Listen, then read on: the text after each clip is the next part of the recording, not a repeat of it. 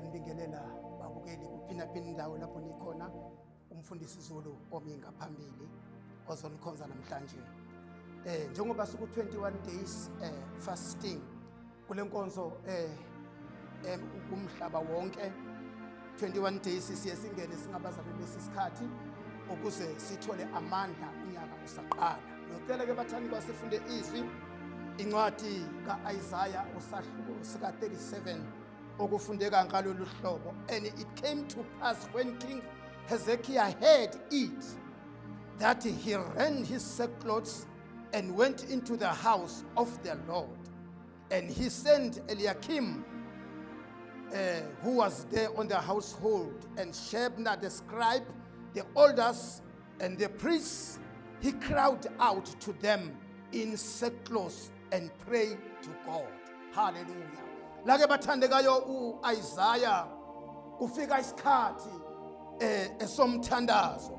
Lesikhathi njengoba siku 21 days, lesikhathi esafikela uIsaiah wangena ethempelini, wabiza abapristi, wabiza nababhali nabafundi bangaleso sikhathi, ngoba kwakunesimo esasibhekene nesizwe sakwaJuda sihlaselwa inkosi yase-Assyria.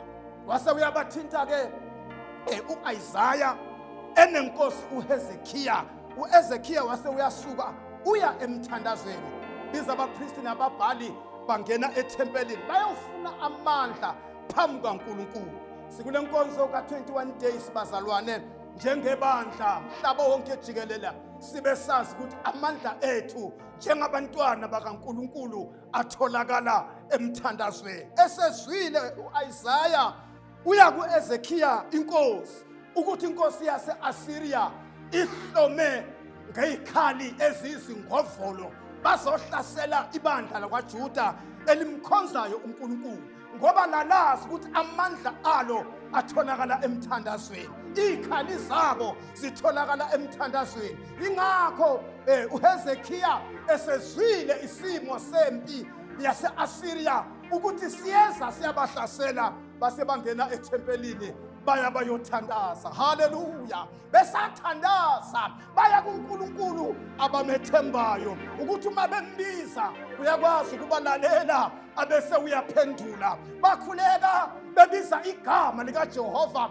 uNkulunkulu. Yezwakala ukuthi kade besatshisiwe ukuthi uHezekiah inkosi ingabakhohlisi, bacabanga ukuthi uNkulunkulu uzoba namandla ukubasiza kulesi simo, ngoba le nkosi yayihlome ngendlela emangalisayo ukuze imchithe uJuda. Kodwa siyambonga uNkulunkulu ukuthi uHezekiah bekazi ukuthi ngenxa yethemba lomthandazo wabiza lonke ibandla lakwaJuda labasemthandazweni. Bathandekayo, sikule mthandazo kuJanuary 21 days usaqala. Ngithanda ukusho ukuthi inkosi uHezekiah yazi ukuthi amandla akhona kuJehova. Nkosi uHezekiah yazi ukuthi amandla ayatholakala emthandazweni. Yabuthi ibandla langena ethempelini baba semthandazweni. Nathi bathandekayo singena kulomthandazo ngokukholwa nangokubethemba uNkulunkulu wethu esazinikela kuye ukuthi unawo onke amandla okuba aqale kanye nathi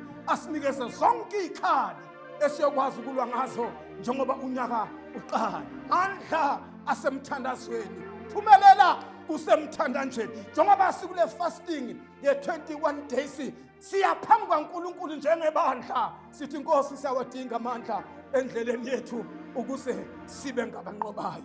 Nkosi yomusa bathandekayo inibusise. Hezekiah ubuthi ibandla ungena ethempelini uyothandaza ukuze athole amandla okuqhubeka endleleni. Saqhubeka ke bathandekayo eyisibonelo esihle esisithola kule nkosi. Sabutha lonke ibandla sangena ethempelini sayothandaza. Nkosi yomusa inibusise. Ngicela siye emthandazweni. Baba wethu oyingcwele, uNkulunkulu onamandla onke, isikhathi se 21 days lapho ibandla likhuleka khona. Siyakholwa baba ukuthi njengoba sikule nkonzo kuyophendulwa baba wami omuhle imibuzo ekhona, amandla esiwadingayo ukuze sikwazi ukulwa sibe ngabanqobayo. Iba nathi inkosi yami usibusise, busise nababukeli egameni likaJesu.